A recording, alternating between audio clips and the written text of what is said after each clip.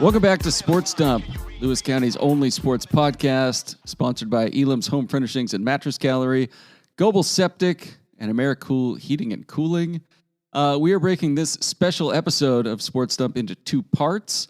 We will do a thorough discussion of the District 4 2B boys and girls basketball tournaments before we jump into some more general regular season wrap-up for the other leagues, some sub-regional wrestling, things of that nature. But getting into it, guys, it is officially playoff basketball season.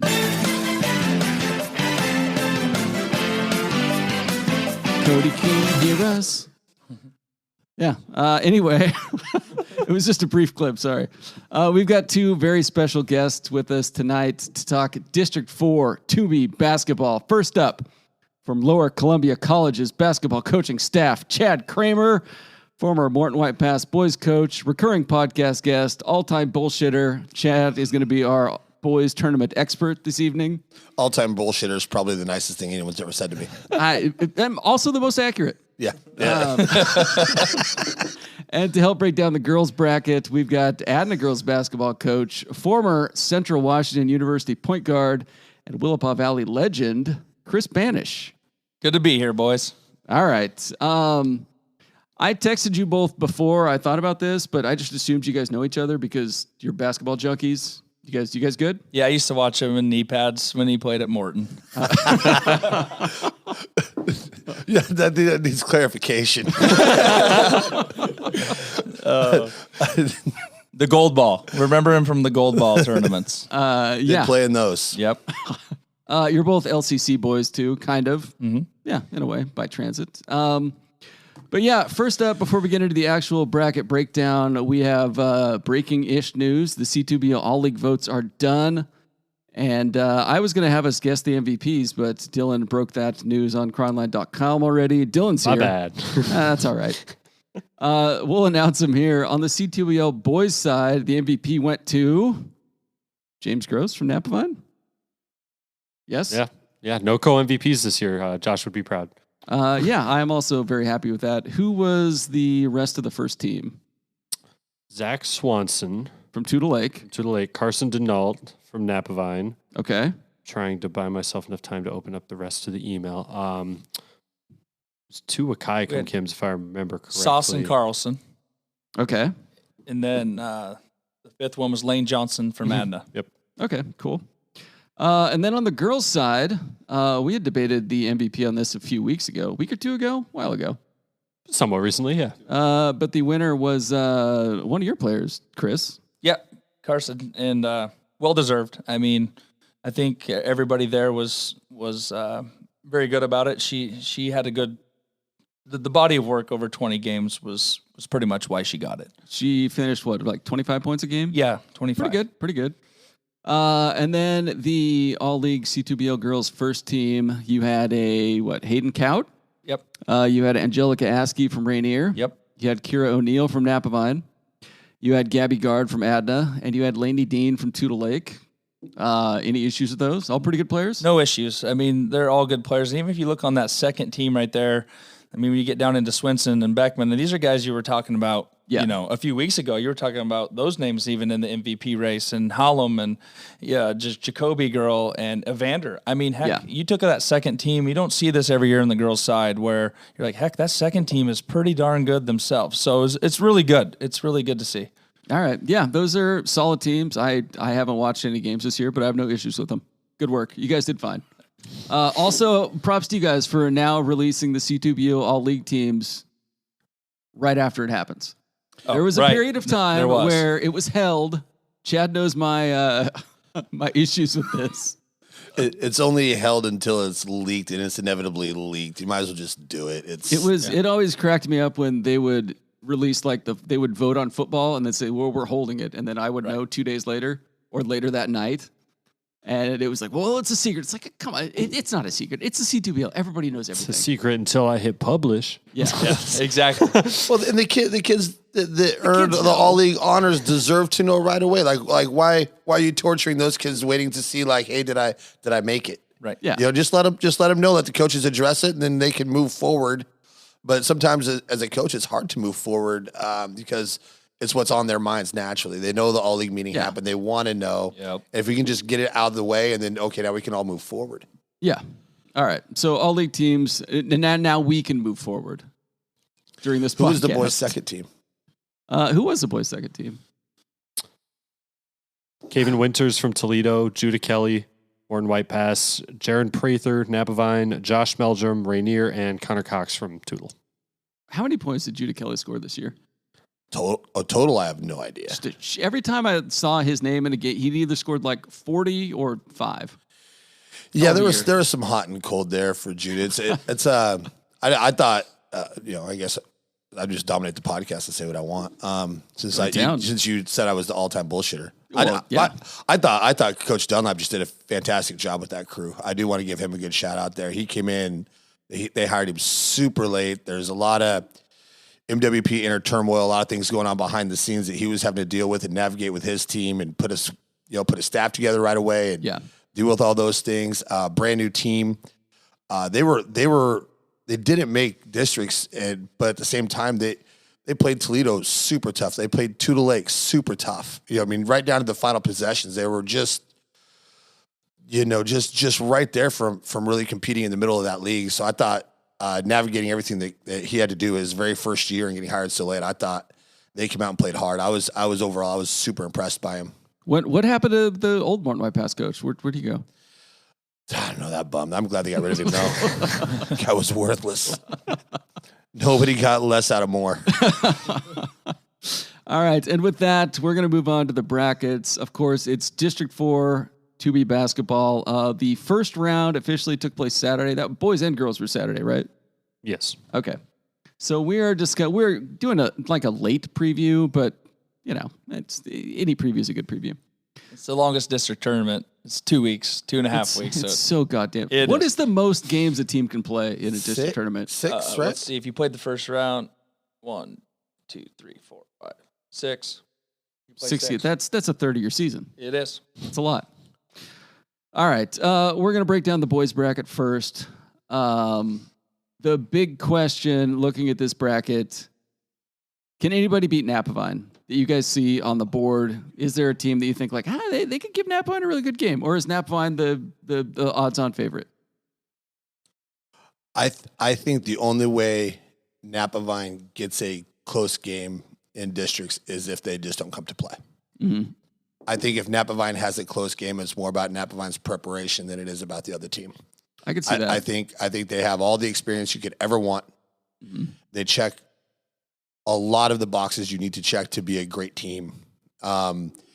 Whereas everybody else in the district they have something that's missing, or like if you look at Adna, right, they've just had injuries and they're missing Eli Smith, all season, and Braden's come back mid-season, and that's just hard to get back. And he's done a good job just trying to step back in, but it's just hard when you're not in rhythm. And then they got a ton of youth that's playing, right? Everybody's got something missing except for Napavine. So if they have a close game, that's going to say more about what Napavine did than more about what the other team did, I think. Yeah, I agree with that too. I mean, I've watched them play a lot, and it's their depth and multiple guys that can score. And, you watch them against Adna the other day, and James isn't doing as much as he normally does early, but Prather's going off, and I hadn't seen Prather's name in the paper as much of late, and then it's Denault. So, I mean, just the balance and the bench. And then on the flip side, when I look at a possible semi, though, when you look at it could be them and Tootle Lake, right? Yeah. You never want to count Tootle Lake out, right? And so I look at that matchup in the semis, and it's like, okay, if Swanson came to play, got him in a little foul trouble, he gets to the line an average of probably 18 times a game, it seems like. There is a possibility, but on paper, I don't think anybody's within 15 to 20 of them. What's off the top of your head, Dylan, maybe you know this. What was their closest league game this year? I want to say they had a scare in Wakaicum. I thought it was the Wakaicum game, right? Kathleen tends to do that. They did at Wakaicum 63-58. Okay, so yeah, there's been teams in the orbit of them. That'll be pretty interesting. That was at Kathleen? It is. You guys know this. Tough place to play. It is. The rims seem like they're 11 feet tall. It's got to be the hardest gym floor in the entire world. Yeah. With the red velvet drape over there. There's concrete that's softer than the floor. So glad we're bringing this debate back to the forefront. I still someone needs to look up their home winning percentage versus road winning percentage. I would love to know the answer to that. I'm sure it's a big discrepancy. All right, let's go through the quarterfinal games of the 2B Boys Tournament. These are taking place tomorrow, Wednesday night, February 7th. First up, we've got Tudor Lake versus Chief Leschi. Tudor Lake coming off a 57-42 win over Kalama. Who do you guys like here? What do you know about Leschi? We played them last year in the district semis. They graduated. I want to say his last name was Brown. I think he's at Evergreen right now, at Evergreen State College. He got a ton back. They're all about the same size, if I remember right. I'm going to cheat and look at the roster. But if I remember right, they're all the roster there. Yeah, they're all between like 5'10" and 6'1". They're just guards. They get up and down the floor. They're going to pressure the absolute dog crap out of you. They will ball pressure you to death if you let them. But at the same time, if you can control tempo and establish some paint presence, and maybe control the 3-point line for them a little bit, I think you're okay. All right. Yeah, it's the tale of two styles. I mean, you watch Tudor Lake play, it's old school, it's controlled a little bit. And then they're going to try and speed it up. I just think that one comes down to the tempo, like Chad says. I mean, Chief Leschi just beat EvCo on the other side just this last week, who's the number one. And if there's anybody that's scarier to play, I mean, I watched Wakayakum and Adna boys play Lummi over the break, who kind of plays similar to Chief Leschi there. And if you let them play their style, Lake Roosevelt has that style, they can win. But it's a tale of two styles right there. All right. Let's see that game Wednesday night, 6:00 in Rochester. 7:30 at WF West on Wednesday night. Forks at Napavine. Forks coming off a 72-66 win over Rainier. Napavine, of course, being pretty good. They're undefeated? Yes. They are. Okay. Undefeated Napavine. Does Forks have a shot? No. Okay. I don't know if that qualifies as a hot take, but no. Doesn't Forks have like a pretty big guy, like a center, some kind? I thought Dylan told me about that. Forks. Let's see. I don't know. Maybe it's someone on another team. Could be. Not that I think they can beat Napavine, but 6'2" and under. Okay. All right. So somebody else. Is that how many district games has Forks? Is that their first district game since the first district win that they've had since they've come back into District 4? I think it might be. I think they've been out. I think they've been out in 2 every year. Not sure. All right. I might be wrong on that. Maybe 2 years ago, maybe they won 1, but I think they've been, because they won their league or took second in their league up there. Then we beat them, but I thought they had turned and lost the very next game. All right, congrats, Forks, on making history recently. Took an extra frame. Yeah. Had to go to overtime, and Jake Meldrum, I think, had 36 in that game, but like you said, props to Forks. All right. Next game. This is 6 o'clock. No, I'm wrong. No, they beat Tootle in a play-in game or opening round when we hosted 2 years ago. Gotcha. Really? Tootle had to go up to Forks and got dumped. Well, Gotcha. That was probably the COVID year. No, it was a year after that. Gotcha. They did. They went up there because we had that was when we played Forks. I talked to Swanson on the phone after that game, and he was unhappy. He was not happy. no. Yeah, hard to believe. He was mad. All right. Wednesday night, 6 o'clock in Chehalis at WF West. Toledo versus Wakayakum. Where'd Wakayakum finish in the league standings? 3? Second? Yep. All right. Toledo Wakayakum. Can Grady's boys pull an upset? Toledo coming off a 60-49 win over Raymond.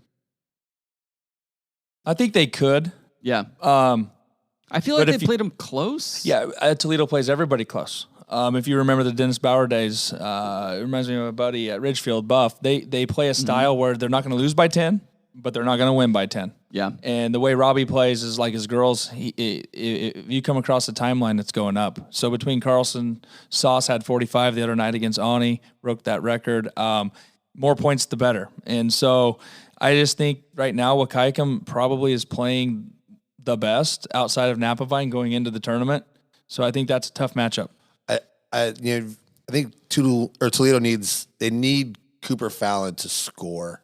Yeah. I think they need Cooper to be dominant, and it'll be an interesting matchup for him as kind of being more of established as the guy for them going up against Sauce, who's a 3-year starter or what have you for them. It'll be interesting matchup down there, and how much Fallon can go at Sauce and get the points that's required for Toledo to be competitive in that game against Sauce, is maybe a little taller, and a little more athletic. Although Cooper, I think, is bigger. Yeah. So it'll be an interesting matchup. Right And the there. nice part about it, these teams that played on Saturday don't have the jitterbugs.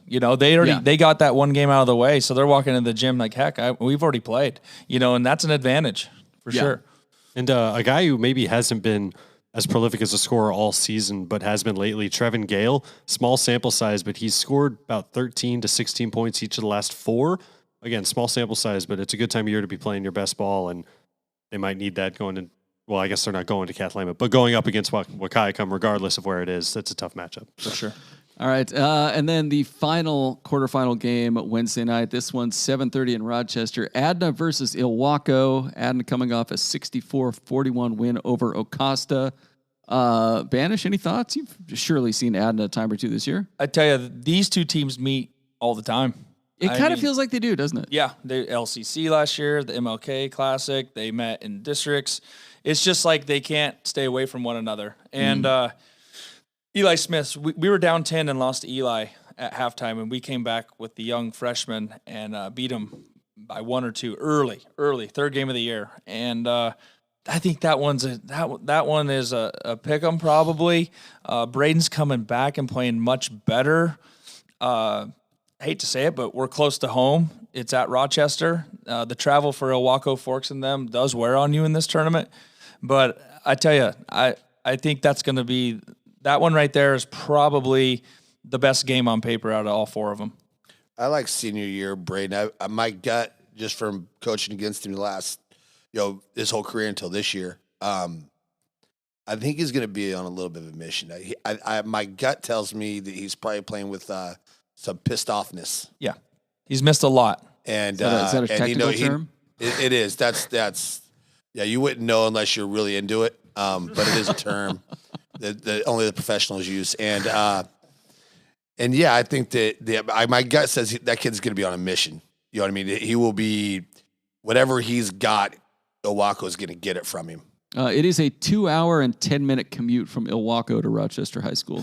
Right. Anybody keeping score at home? So yeah, nice little advantage for Adna there. Yeah, and Saturday, I haven't seen Braden Salmi 100% this season, but Saturday was as close to 100% as I've seen him. And Salmi was saying, I'm seeing shades of the old Braden again. Right. Kind of like Trevin Gale. It's a good time of year to see that. And I think also just the entire team's going to kind of come in a little bit more focused. They won by 23, but Salmi, he just used the word lethargic a few times. They kind of, it wasn't the prettiest game, and it wasn't the prettiest win. I think coming into a quarterfinal against a better EvCo team, he's going to have the guys prepared, and I think it's going to be a great one. Luke will have them ready to go. Yeah, it'll be good. EvCo, are they the one out of the Pacific? They are. Okay, all right. So yeah, those games Wednesday night at various locations. Question for you two experts: which 5 teams make it to state out of this 2B boys bracket? Chris, you've got the board in front of you. You can go ahead and go first. Oh, I'm going to go Napavine, Wakayakum. Just out of, I'm going to go with Tootle. They'll find a way. Okay. I'm going to go the winner, Adna or EvCo. I'm going to go Adna. Okay. And then the loser of that is going to get in on the backside, EvCo. So I think I'm going to take those 5. Okay. 4 from the Central, 1 from the Pacific. Adna, EvCo, Napavine, Tootle Lake, and Wakayakum. Correct. All right. Not in that order. No. Okay. I'm gonna incline to agree almost all the way. Okay. But I'm gonna say that somehow Scott manages to get Leshai over there Really? fairly consistently. But they will go. Now they'll have a regional game, so maybe not all the way to Spokane. I have to see how that works out. But somehow he manages to sneak through that losers bracket all the time, though. I mean, they do go fairly consistently, and EvCo has not. Right. They have it. There isn't that, I don't think there's that expectation there. And Lesha was missing two of their top players almost the entire season and just got them back. Yeah.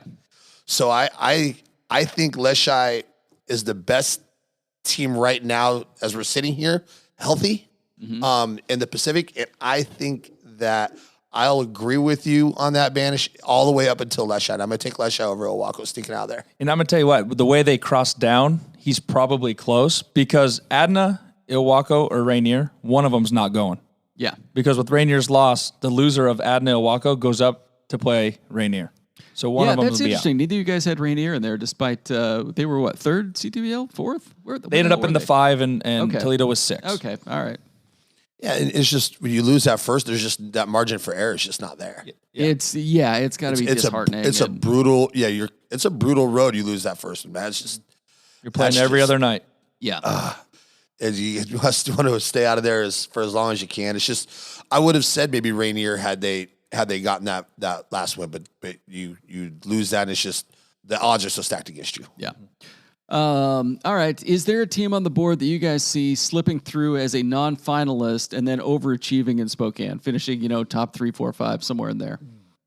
Which is kind of a wide open, wild question, but a team that you think won't be in the final 2 on Saturday, but could still do some damage over there. I think it's just on here because of where they might finish in the RPI and the committee and all that. I think Wakayakum's the one. I've seen him play in the Christmas tournament. I've seen him play 6 times live. Yeah. And they can score the ball. And he plays 8 to 9 kids, and they're in and out, and he has depth. Depth travels. I'm going to say Wakayakum on that one of all the teams sitting here. Okay. I actually, this is less fun because you stole my answer. So, because I still think they got 3 veteran guys there in Carlson and Sauce and Johnson. They've been there. They did it. Last year, obviously, they had Brody with them, but I just think that experience just pays when you get over to Spokane. It just pays to walk into that building and have been there before. Sometimes for teams to do well, you have to get there before you can get there, so to speak. And they've been there already. Yeah. And now going back with the right draw, you can go over there and get hot. Lord knows they can, they can shoot it. And if they have the right draw, then I don't see why they can't dump somebody over there. Okay. Quick look at the RPI board on the 2B boys side. You've got Napvine at number 1, Lake Roosevelt 2, Columbia Burbank 3, Colfax 4, Tri-Cities Prep 5, before we get to another 2B team or C2BL team at Tuda Lake, number 6. How does the rest of the state look to you guys, and how do you think District 4 stacks up? As a district, as a whole, as a district, I think it's Napavine, and then it's a bunch of people after that. Yeah. I think Napavine is head and shoulders better than everybody in the district. I don't think it's particularly strong district top to bottom, as strong as it has been in previous years. Yeah. As at the state level, I just Columbia Burbank's to lose. I think if I was a betting man, that's where I'd put my money. Are you not a betting man? I am a betting man, but no one's offering me any bets. So. I'd have to bet to be a betting man. I'm potentially a betting man. Yeah, you're a bettor without a bettee. But Columbia Burbank, that crew has been there. This is their 3rd year back, assuming they get through districts. They've got to be on. They're absolutely on a mission. Yeah. This is their sport. This is what they've been sitting on this whole time. This is finally our year. I'm sure that's their mentality. If hopefully for Napavine, because obviously I root for the D4, hopefully they can get on the other side of the bracket. Yeah. And you can build towards that. That'd be a fun title game to build to.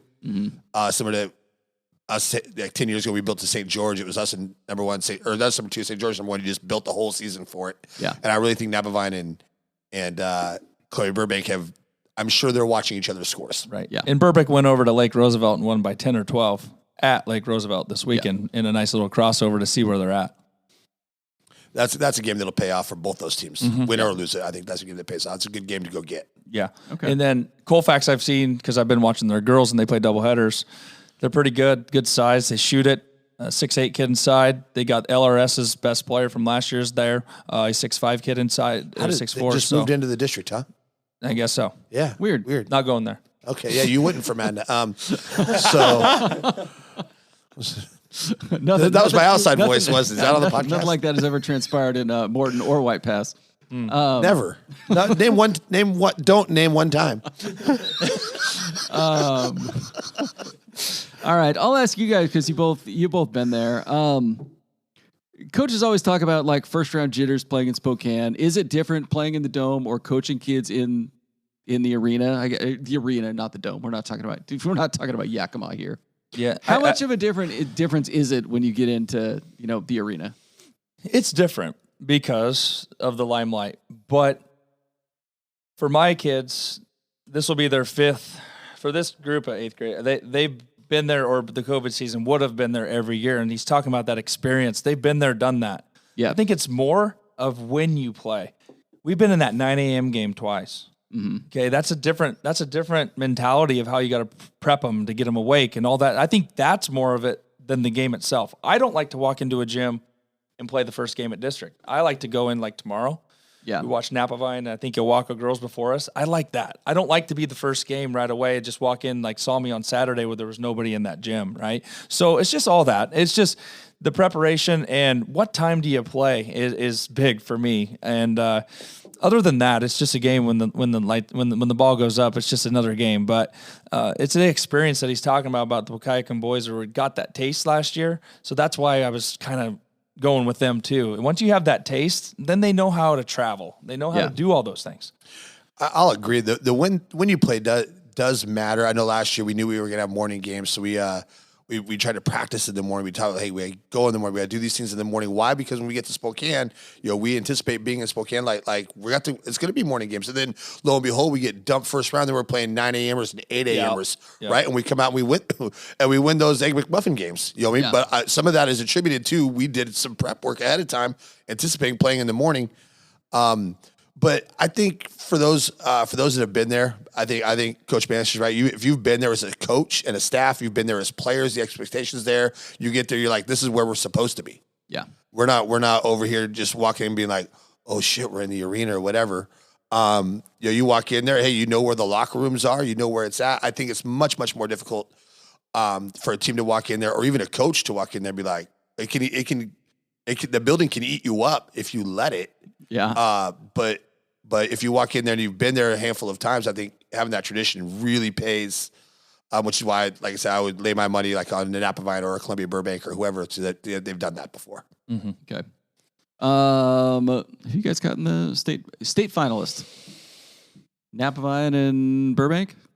I'm going to go Burbank and, boy, I haven't watched the other ones enough, but if Napa Vine can get opposite, whoever's opposite of Burbank, like he said, but that Roosevelt team from last year, I remember watching them and how quick and athletic they are. And teams like that don't have to necessarily shoot it well over there because they create everything off of their pressures. And so can they make layups? Well, making layups is a little bit easier than making. So I'm going to take Burbank and a Lake Roosevelt final. We beat Roosevelt last year over there. They did shoot it particularly poorly against us. We with zone did some things there, but you're right though. They are up and down the floor. You have some guys that can flat out fly, and so how good is your transition defense? And things like that. Can you initiate into your offense? How good is your point guard?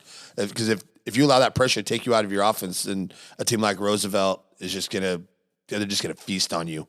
And once they get downhill and get rolling, those teams, they're good for a reason. And I just feel like those teams can play on back-to-back days because they're built for it. Yeah. They're built just to play.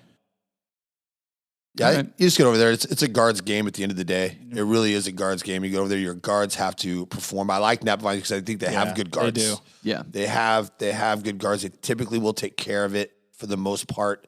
Colfax has size, so they do. They do. Hopefully, of course, don't start on me with I guess I don't care about the refs anymore. I can complain about it. Like they absolutely ref bigs terribly over there in Spokane. It's the worst. They just ref him right out of the game. Did you have a good big at some point? I did, and they actually just shorted him 2 tournaments in a row. The best players in the tournament just absolutely destroy him, ref him right out of the freaking game. There we go. I did voice my opinion from the floor several times about it, but yeah, if because what you'll get is you get teams in there just push and lean and shove. And like if my guy was allowed to guard like that, you know what I mean? But he's not. Instead, you ref him out of the freaking game. And so because post play is so rare anymore, true post play, back to the basket post play, it's so rare, referees don't know how to ref it. Yeah. And it's a complete swings game, which is why I said it's a guard's game when you get over there. Right. Totally agree with that. All right. We're going to move on to the District 4 2B girls tournament. Chad, so this is where most boys basketball coaches and stuff, they don't care. They don't care. He wants my bracket. He don't even know who's like, hand me that Look program. At him.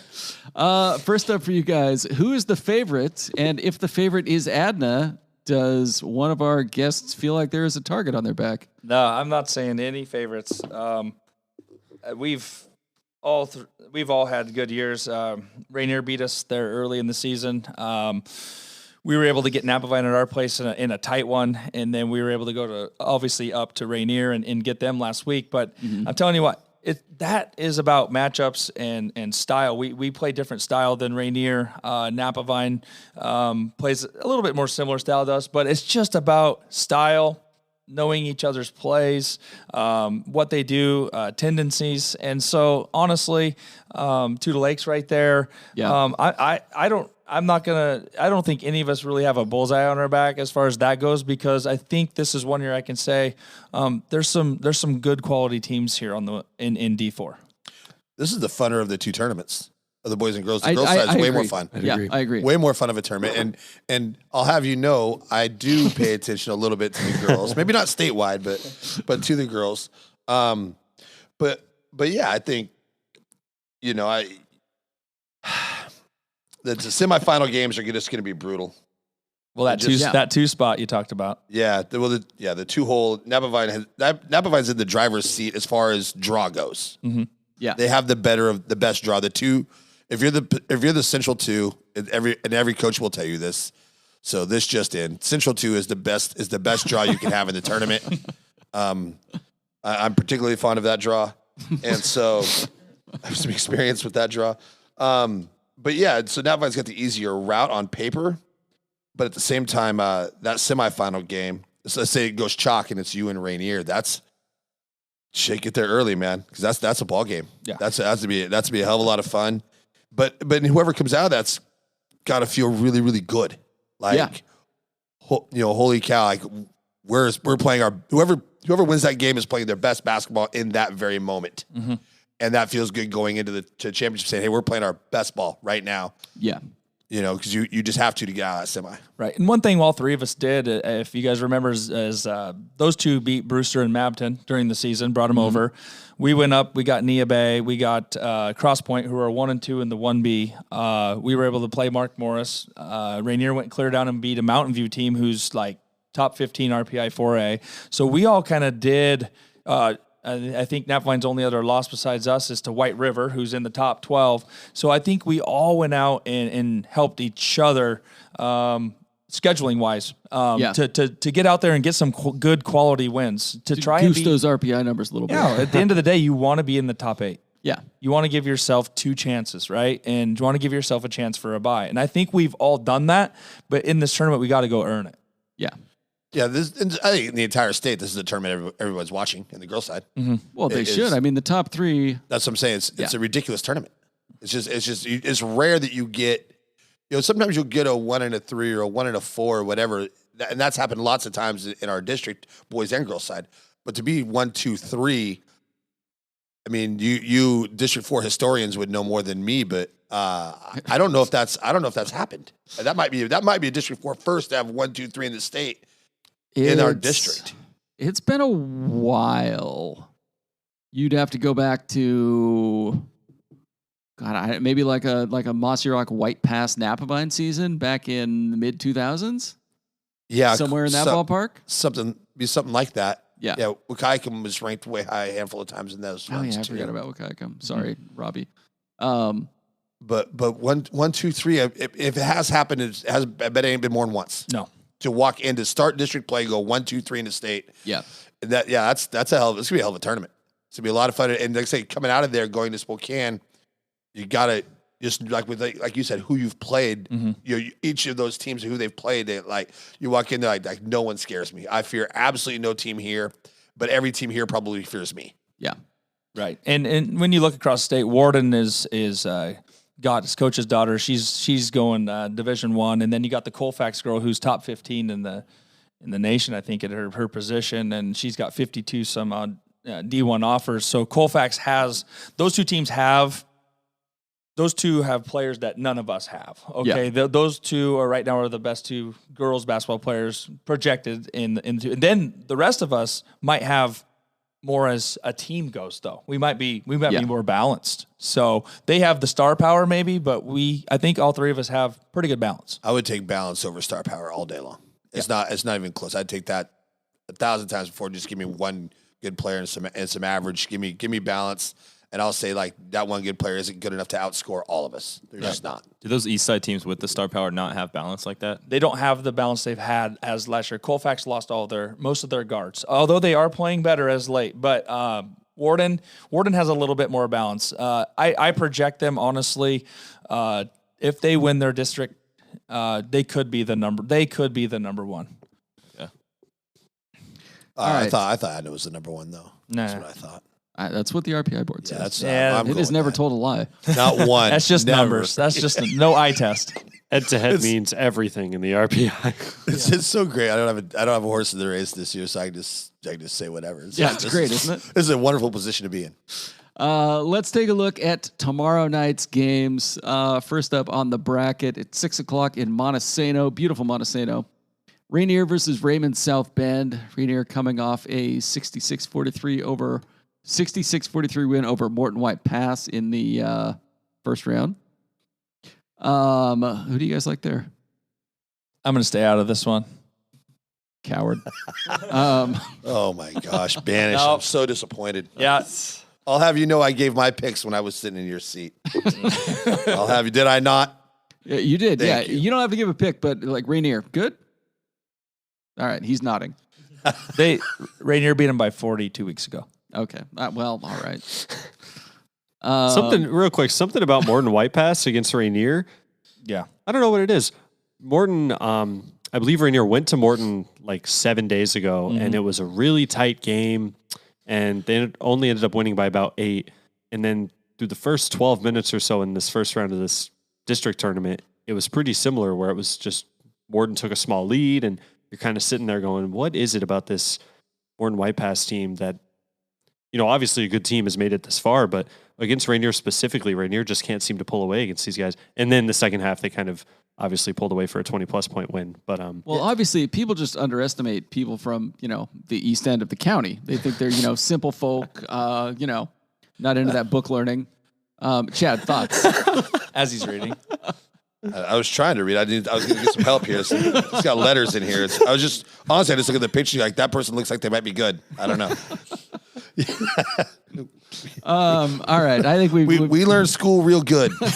Get you out a new prescription. No, Mackenzie Mays had 27, I think, against Rainier when they came to Morton White Pass. She went off. She had she had five, 6 threes. She had a few threes the other day too. Kept him in it early.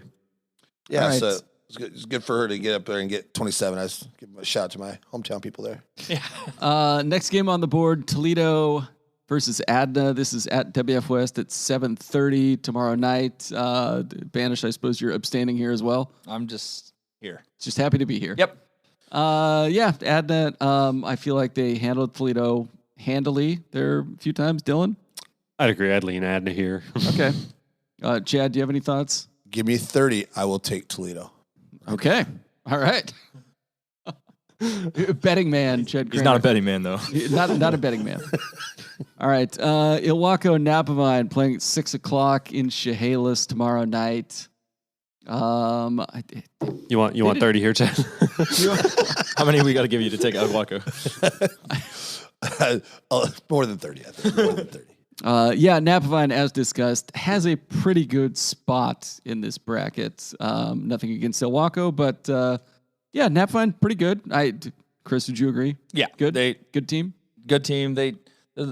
Very few teams, like Chad said, have post play, and with O'Neill, she creates some issues for teams, and I just think, with her and the big girl at Rainier, and then obviously I have the Chapman girl. Like, very few teams play with a big, and all three of us play with a big. And I think that is something that goes, everybody wants to face up and play, but we each have a player that can play with their back to the basket, and I think they have the nod there in size. All right. And then the final game of the quarterfinals, Tudor Lake versus Forks. This is 7:30 in Montesano. Tudor Lake is coming off a 60-16 win, over Chief Leshai on Saturday. Tudor Lake even though Tudor Lake is coming out of the first round bracket, did they get the nod over Forks here? Yeah, I think Darren's still coaching them, right? Yep. Yeah. He'll have them ready to go. I got faith in Darren, and his daughter's playing, and she's pretty tough. Yeah. Yeah. Here's the stat for you for them. Tudor Lake is 17-4. Their 4 losses came to us, Rainier, and 2 to Napavine. They've won every other game. So they beat Mount Vernon Christian, who's number 3 in the RPI and the 1B. They've obviously swept the rest of our league. I think they're built for it. The travel, once again, for Forks, I like what he's doing there. He does a really, really good job. They play so hard. His kids play so hard, and they actually have some size. It's going to come down to Forks sits in a 1-3-1, and they leak the Johnson girl out of the top of it, and she averages 25.5. It's the worst defense. They play on 1-3-1, just leak guys off the top. That's what she does. It's just any coach that does that. Yeah. If you don't recall Hazen down there just running. Right? Shot goes up, he takes down and does a Euro and tries to lay it in, right? Once or twice. Yeah, exactly. We tried to coach against it though. We didn't want him to doing that. Yeah, so it's very similar. Very, very similar game tomorrow for Tudor and Forks. Would you guys say that if we end up with 4 C2BL teams in the semis, that would kind of be chalk in this bracket? I think so. Yeah, I do. The thing that I worry about, not to skip past districts, is just you guys getting over there. And we talked about this the other day when we ran into each other at the gym.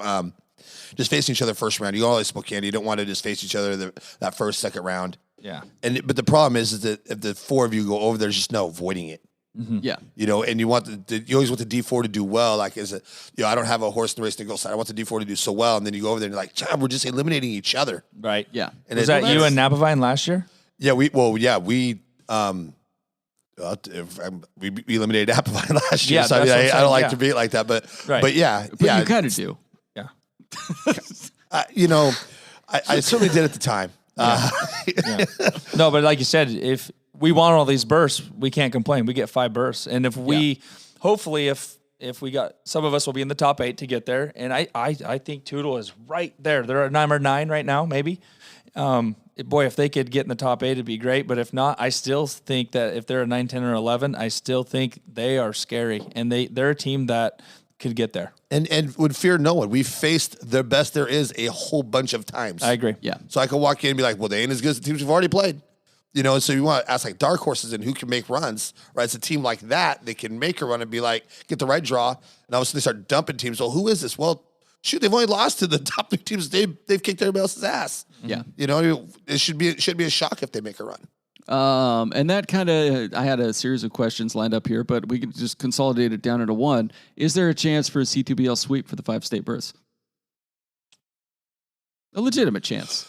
I mean, it looks like it could happen, but who would be your 5th? It's Toledo.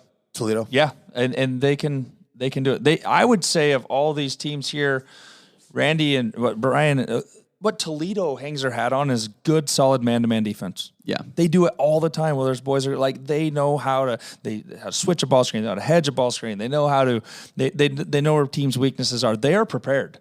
They're prepared. And I feel like they are one that, those two right there, Tudor Lake and them, could it happen? Absolutely. The bigger question is, will we get a All Central League state title game? Ooh. They're spicy. According to the RPI board right now, number 1 is Adna. Congratulations. Means nothing. Congratulations on the February 5th RPI championship. Yeah. Rainier. When's the banner the dropping? season just end now. Did you cut nets today at practice? Paint on the wall. I'm not huge on cutting. Did you guys nets have for Jostins league in titles. to do hang rings? the banner, that kind of thing? Never seen league Paint the titles be wall. cut down. We never cut them for a league title ever. I will say that whenever we were able to win them, whether in high school or even as a coach, if we got a league title, we didn't cut nets for them. Well, and in Valley, we wouldn't have had any nets left. But you're in the Pacific though, so Forget I'm in a room with two Valley guys. tier here. 2, tier 2 league over there. Is that like a new thing this year, like cutting down nets for league championships? I've 'Cause I seen feel like it I've more never this seen that. year. Before. I've never seen it. No. Tenino did it, but it was their first league title in like 11 years. Where's their athletic director from? Valley. Is he a Valley guy? But he left. Valley wasn't I'm glad good you guys enough, helped me so out he there. took off for Aberdeen. Yeah, he did. Yeah, he Yeah, did. he did. Couldn't hack it at Valley. He did go to Aberdeen. That is true. Yeah. All right, so the RPI board for 2B girls, Adna 1, Rainier 2, Okanagan 3, Tenasket 4, Napavine 5, then Warden, then Forks, then Colfax. Is Okanagan? Yeah, good? They're all right? they lost They're a couple kids, but they're legit. The Bozel girls tough, point guard. The unsung, the one that nobody knows about, there's Tenasket. They've actually had a nice little run here. They're 18-3 according to this board. Yeah, they're the one in there that's beaten Brewster. That's probably their biggest quality of win. But Warden, if you look at their schedule, they've beaten Colfax, they've beaten Okanagan, they've beaten Mapton. So Warden is the one over there that has probably the best strength of schedule, and all their losses came to 3A teams. Okay. I got Adna by 15. Okay, great. Do you want to go cut down the nets with them? You're more than welcome. Hey, Whatever happens. the last time I faced Adna, I cut down nets. That's I weird. saw that. Yeah. God. I was just getting that picture off the Chronicle online to put on the. Cody was the head of the post. student section. Yeah, in one of those pictures, you can see me in the background just looking real sad after we lost the second district championship. Yeah. It was a rough night. We had Sad lost a in your- heartbreaker. Sat in your 1980s basketball shorts that you guys found a box of old jerseys. Speaking of championship games, this is like a thought, a theory, a take I've had for a while. I think the 2B district championship game night in Chehalis, which this year is February 17th, games at 6 and 8 at WF West. I think that is like peak atmosphere for Lewis County sports. I 100% agree with that. The loudest I've ever been a part of. This includes the state title game when we played St. George's, which was the 9 p.m. game, and it was 1 versus 2. The whole build-up, the whole arena was packed. It was still louder in our triple overtime game with Toledo. Yeah. I've never seen a bigger crowd in that WF West gym.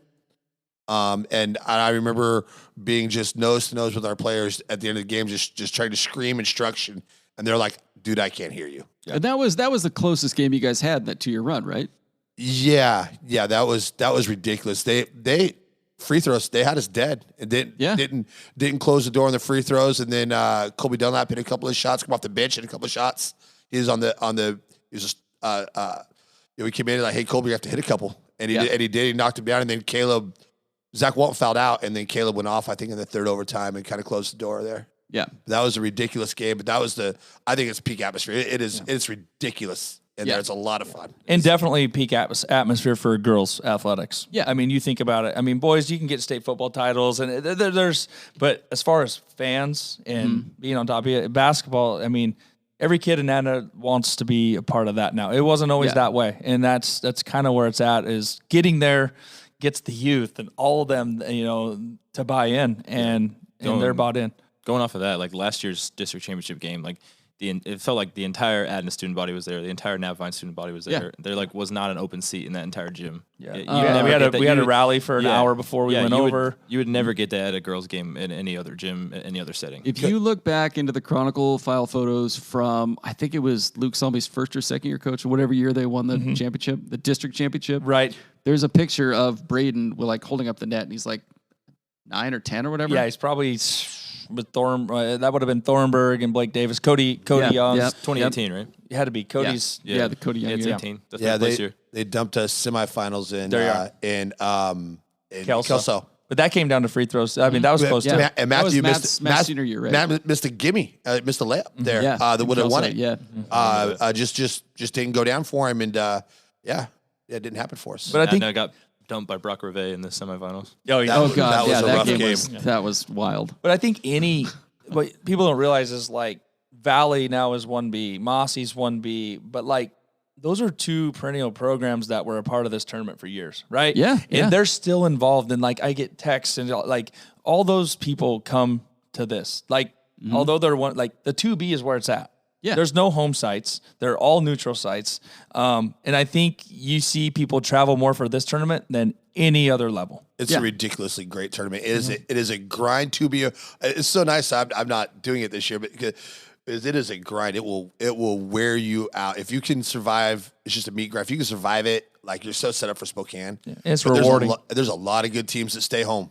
You just can't. You get to Spokane, like, man, we would have beat like 3 of these teams over here, but we're just stuck in the D4, and it's just brutal.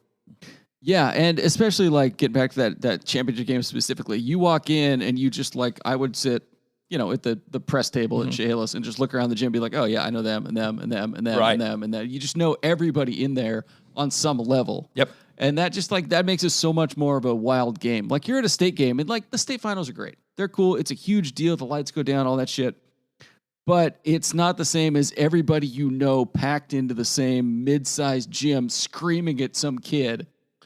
It's wild. It's a fun game. Those games get tight, and you guys were in a tight one last year. You know what I mean? It was just super tight, and like. And for us, we're like, this game will not get over. Like we've left the locker, we're ready to go, and there's like, there's still like 6 more minutes. And you're hoping for no overtime. Yeah, right. Yes, I know how that goes. For no overtime. Right. If I think that it does go back to that, because looking at the bracket, it sure seems like it could line up to the Adna Napvine rematch. I think that it might be even more electric than the boys game this year, just because I think everyone kind of understands how on another level Napvine is. Yeah, it could be. And on here, just I brought the book for you guys, but. It's the book, the only tournament that has a program. I mean, and it's still $5, right? But Chris Johnson puts endless hours into this thing. Mm-hmm. And just so everybody knows, next year's the 100th year anniversary, and he talks about it in here. He wants to get old photos, old teams, old championships like you guys had, and get this book. It's going to be about double the size next year of just memories from 100 years back. Yeah. No one keeps more historical records and has a bigger knowledge of historical records than Chris Johnson. That guy is an absolute savant. You want to know something he most time has off the top of his head, or he knows exactly where to get it. Yeah, he does. That guy is absolutely incredible at these types of things.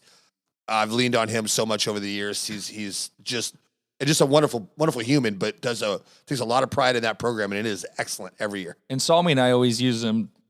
More so Salmi, we had to use him to get stats on Cramer so we could kind of game plan for him. Yeah. Stats on Cramer. Stats on me in high school? No, on your teams. No, on teams, yeah. No, me in high school, there's no stats. Can't shoot all left. No, that was he's down there on the baseline taking pictures, and then he charts something. And I'm like, what are you doing down there? All right, guys. It's been great having you on. I appreciate it a lot. We're going to take a break, and then we'll come back and give Kody his own microphone, and we're going to do some other wrap-up stuff. Appreciate it, AVT. Thank you for the invite. It's always fun to come here every year and do this. It's great to see you guys. Yeah, appreciate it, you guys having us in. All right, we're back. Thanks to our special guests, Chris Bannish and Chad Cramer, for coming on and telling us the entire truth about everything we asked them about. Before we move on, this podcast is brought to you by Global Septic, providing septic service and portable sanitation for Thurston, Lewis, Mason, Cowlitz, and Grays Harbor counties. If you've got an all-time bullshitter visiting your home, call Global Septic and have them bring a porta potty out for all that extra excrement. Global Septic provides septic pumping inspection, riser installation, commercial septic pumping, grease trap services, and of course, they'll rent you a porta potty and a sink to go with it to wipe your hands of everything you've seen here tonight. Visit globalseptic.com, GOEBEL septic.com, or give them a call at 360-736-2167. And now that we've all caught our breaths, poured ourselves a fresh glass of that rosé that's been sitting in the corner for quite some time. Sure. We've got still more basketball to discuss. Dylan, what the hell's happening with the Evergreen 2A conference? The girls is set. WF West ran the table 12-0. Black Hills ran the table against every team not named WF West. Tumwater, sounds good. Even though Reagan Brewer went down, Tumwater still finished 7-5, and then Aberdeen went 500 in league. They'll slide into the pigtail. I think the GSHL is still figuring some things out because the brackets aren't. They still just have like seeding instead of team names. Yeah. But Aberdeen's in the pigtail. On the boys' side, WF West is actually finishing their regular season right now, Monday night against Shelton. If they win, they will be 11-1, and they will be the 1.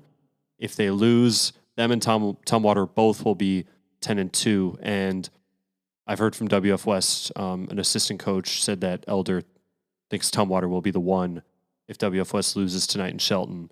Mm-hmm. I don't know if they'll go by co-league champs if they're both 10-2, or if Tumwater will, claim since they have the tiebreaker. I'm not sure how all that works. Black Hills is in the 3, and then Shelton, win or lose, is in the pigtail at the 4. For girls? For boys. Oh, okay. Okay. Anything else on the EvCo front we need to be worried about? Not for the next few days. No, I don't think so. When does their district tournament start? They're usually like a Friday night thing? Friday, first round. Okay. The girls. And yeah, then and then Saturday, what are boys Saturday? And Black Hills, WF West. Does their tournament last over half a month, too? It does not. They wrap it up in like a week. It's kind of weird. Beautiful, yeah. C2BL, District 4, they're like, all right, settle in, fellas. We'll be done in March. That's some fundraising to do. Sleep in May. Yeah. We got some gates to cash in on. All right. Meanwhile, in the 1A classification, Tenino boys won a league title. The boys did win a league title, and they did cut some nets. They did. They topped. Photos were great. They were very good photos. Yeah. They topped. Wow, Elma? I mixed it up. Elma, yeah. I They was did beat mixing them Elma? up with Edenville, but they did. How dare you? I believe they also ran the table in league. This WIA website is not being kind If to me anyone from currently, Tenino but listens to our pod, we aren't hating on you. We're very proud of you guys. I respected Speaking of it. the They brought mic, that ladder out. I was like, this is going to be fun. They lost one game in league, but 7-1 in league. They'll host a first-round playoff game Wednesday. Okay. Not tomorrow. Did you see a Silverado in the parking lot with a ladder in the back of it, and you're like, damn it, Bamer? I didn't know they were going to cut nets until I look up after the game, and I don't know if it was Bamer or one of the assistants like lugging the ladder out, and I was like, all right, here we go. Now we're talking. Good. It's been a while for them. What, 2013 the last time? 2013. Somewhere The wall in says 07, but according to Bamer and a mother who showed me a Facebook post from 2013, the wall has not been updated. So now they will have to add 2 league championships to that. Has just nothing happened since 2007, or do they just have is the They paint just didn't department get just around lacking? to, Haven't made the little- I'm sorry, man. Speaking. I of the didn't have a microphone- mic for the last hour. I'm not used to this. Well, you remember how microphones work. All right, congrats, Tenino, on your league title. Slow down on the Oh, rose, now you can talk dude. to the What's going on in the 1B classification? 1B, we'll start in the girls. The Oakville girls are actually playing right now in the first round of that tournament. Do we want to talk about that tournament format? Or I'd rather not. So yeah, they're hosting. If they win, they'll play either Three Rivers Christian or Nacelle on Wednesday. Not sure where. The PL girls are off until Friday when they'll host, I guess we could call that a quarterfinal. And the Mossy Rock girls are off until the 12th, which I believe is next Monday, and they're hosting a semi. It is. This is why I didn't want to talk about their tournament. I figured All it right. would just come up via the dates, but on the boys' side, PL boys are in action tomorrow at Mary M. Knight. Mossy Rock is off. They'll host a quarterfinal on the 10th, and then the Oakville boys will host a semi on the 13th. If Mossy wins their quarter, it'll be a Mossy Rock Oakville winner to state semifinal. Okay. This podcast is brought to you by Elam's Home Furnishings and Sleep Center. During their President's Day sale, you can save up to $900 on a Serta iComfort Eco mattress when you pair it with a motion-perfect adjustable base. Visit their website, elamshf.com, to learn more. How are you guys doing on mattresses? You sleeping all right at night? Same furniture you ask me about every week. Just flipped mine recently. Wow. That's something you got to do apparently when you Flip 'em? become an adult. Yeah. The hell? Okay. Yeah. I'm gonna go That's a flip a thing, I mattress when I think, go yeah. home. Yeah, you're In just a going to bit. find a Yeah. stranger's mattress, flip it I over. know that, yeah. Do a service. Jump Do a on it good with deed. them. Yeah. You know? Maybe I'll go to Sure. Elam's and flip all the mattresses for him. Yeah, Thank him for sponsoring our pod. yeah, you should. Yeah. Thank you. Again, visit elamshf.com to learn more about all their specials, or check out their showroom at 1530 South Gold Street in Centralia. That's a pretty damn professional looking website, I must say. Yeah, it's very fine, isn't it? Featured is. categories: all your living room, bedroom, dining room, entertainment, accents, and office And furniture. website design, apparently. No. Yeah, Yeah. pretty nice. Hell yeah. Wrestling is also going on. Yeah, most of it happened Saturday. Most of it did happen Saturday. Kody was there for a bit for photos. Yeah, it was kind of bad timing for me because I went at the EvCo and it was at the This 2A was in EvCo Chehalis. sub-regionals at WFS, yeah. And I got there with an hour left. Well, Dylan, I don't know who Dylan told it to, but Dylan informed me the finals would be at 3, and I get there and they still have like a whole entire cycle I through believe the the weight classes text to was go for the third and we're fourth aiming matches. around 3. Well, that would have been good to With know. air quotes. Do you want a hand next time from me when you want to throw Yeah. Dylan under the bus? Yeah. Okay. Okay, but anyway. Yeah, so I got there and I got some photos of a couple like third, fourth place matches, and I was like, all right, I'm already here. I'll just wait until the finals matches, and that was like another half hour, and then I only ended up staying for like the first 4 matches. Got some good photos though. I saw one that just probably stuck out to me the most was the Campos from Centralia. Is that his name? I think Jesus Campos. Jesus Antonio Campos, Campos.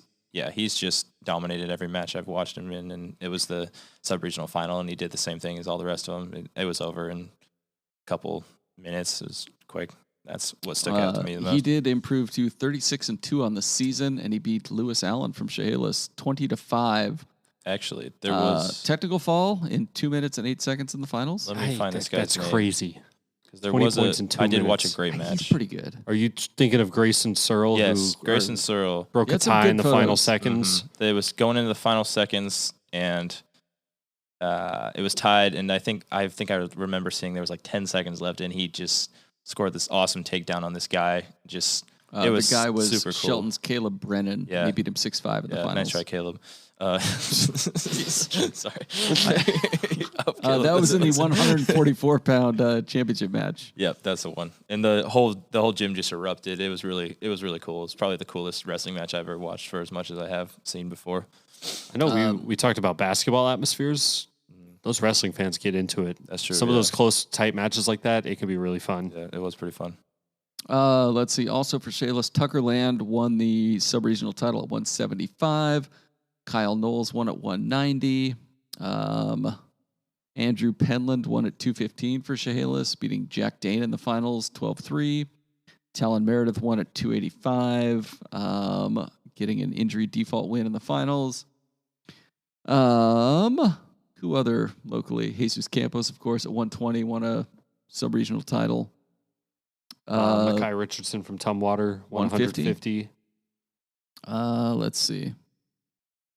Roberto Rivera Jesus won the 113 bracket from Black Hills. Beating a teammate, all Black Hills final in that. Beat Aiden weight LaBeouf. class. LaBeouf? LaBeouf, I think. Okay, Christian all Brandt won at 138. Was there a WFS kid that wrestled at like 285? I think is what he told me it was. I met this really cool dude before the finals who was wrestling in the finals. He's like, "Oh, you gotta wait and take pictures of me." And he was like the last weight class. I was like, "Dog, I'm not gonna be here. I'm not waiting that long." That was probably Talon Meredith. Yeah, He won at 285. Yeah, that's probably He him. probably got his injury default in the finals and looked around for you. And then Probably. like, Nowhere to "Aw, be seen. Yeah. Sorry, I buddy. can't believe Kody let me down. Anyway, EvCo boys move on to the 2A Region 3 tournament in Washougal on Saturday. The top 4 there go on to Matt Classic 35 in Tacoma, February 16th and 17th. I assume Kody will be there. John Anders from Navavine actually may be helping us out with that one. I think that's on John. Mm. Shout out John. All right. In the 1B, 2B sub-regionals, titles, we've got Onalaska's Norman Prazak at 120. And then teammate David Lachlan won at 150. What else do we got? Oh, shout out Norman. All 3 of his matches via first round pin. Just Domination. yeah. bing, they bam, were boom. quick. Let's go home. Yeah, He's like, I got things to do. I just won my sub regional, and now I'm gonna go home and you get the rest of your day. I don't know. Xander Peck from Rainier was a champion at 157. Let's see. Napavine's Evan Kunkel was first at 175. Let's see. And yeah, I think that was it for the local finalists there. On the girls' side, districts were in Hoquiam on Saturday. WFS Leah Hornby won at 135. She won all of her matches via pin. The longest of those took 36 seconds. Even more dominant. Pretty good. Kaylee Lehman won at 130. Also 3 quick pins. Lily Canfield won at 155. Also 3 pins. She pinned Tenino's Dakota Lees in the finals. From Centralia, Luna Martinez Arabalo won at 100.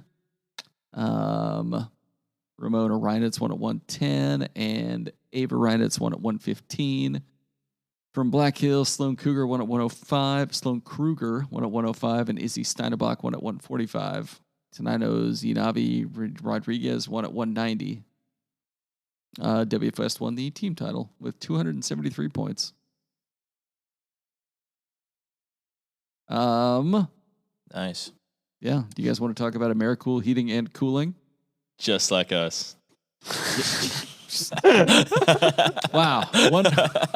One job. A+. Josh isn't listening to this. I saw another truck the other day. I see him all the time now. I can't. Yeah, once you start looking, they're always around. I Always can't drive past keeping people AmeriCool without thinking about being too hot or too cold. And you just start fiddling with your, Yep, and it's not the same. No. I don't have AmeriCool auto. What if there was just a guy in your car that was like running your... If it worked at AmeriCool, I'd be fine with it. You could call him at any time and he'd come out. Yeah. Do they do automobiles? I don't think so. I think you have to go to a mechanic for that. AmeriCool Heating and Air Conditioning. Your comfort is their business, offering full-service HVAC installation services and repair with a 100% satisfaction guarantee on everything they do. Just like us. Oh my Jesus. God. You were both half the man. We are Josh rusty. was. Oh, whatever. We'll figure it out. Mine was a joke. He just messed it up. I was looking ahead on the notes. That's my bad. There is nothing left on the notes. We're almost done. She's just arguing with you to let himself do the just like us. He didn't even do it. If you are either too hot or too cold, visit west.americoolonline.com and either request a service or get an estimate, or give them a call at 360-948-2832 to check out their 24/7 emergency service line. AmeriCool Heating and Air Conditioning, another, I'm sure, happy sponsor. Let's do one. They might have just forgot. Just like we did. Just like us. I know Josh isn't here, and this was his favorite segment, but how about some games that you might think are good coming up soon? A lot of great district games coming up. We covered a lot of them, Yeah, but I think we kind of touched on all those. Yeah, we with touched on the boys when they were 2 here. Bs. I'll go and throw 2As start on, the girls start Friday, first round, the boys start Saturday. Next week's when you really start to get into some winner to state, loser out games. We'll do another pod before then, but next Saturday is just loaded with, I mean, it's championship day. You got finals, 3rd place, 5th place, and multiple classifications, but we got some time before that. A lot of games have to be played out before we get there. I'm really excited for the Adna Rainier and girls game. I think that's going to be a great one.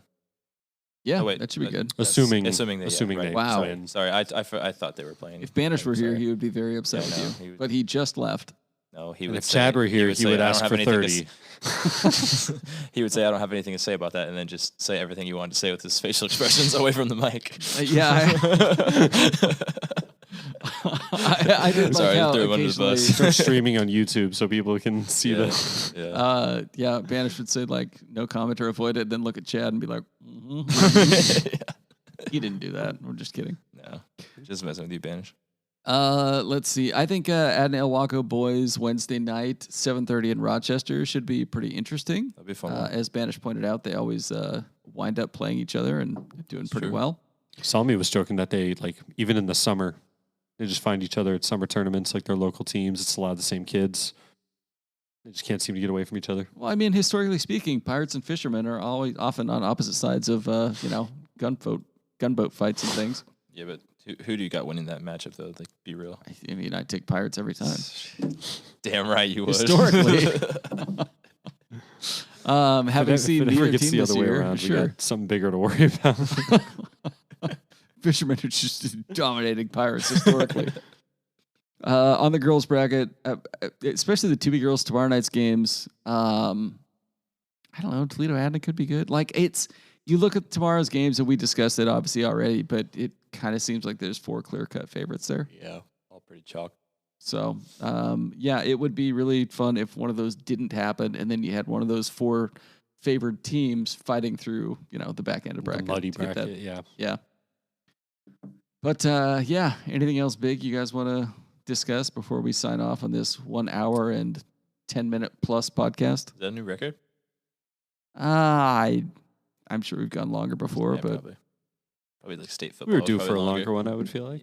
Yeah, we were due for a big one for our sponsors, our proud sponsors, Elam's Home Furnishings and Mattress Gallery, Global Septic, and Americool Heating and Air Conditioning. You guys, please don't stop funding us. All right, we're going to wrap it up there. Podcasters cry for help. If you have comments or whatnot, you can email us at chroniclenewsdump@gmail.com. They all go to the same place. Rate, review, subscribe. Apple Podcasts, Spotify. If you're listening on the website, I respect your devotion to an outdated medium.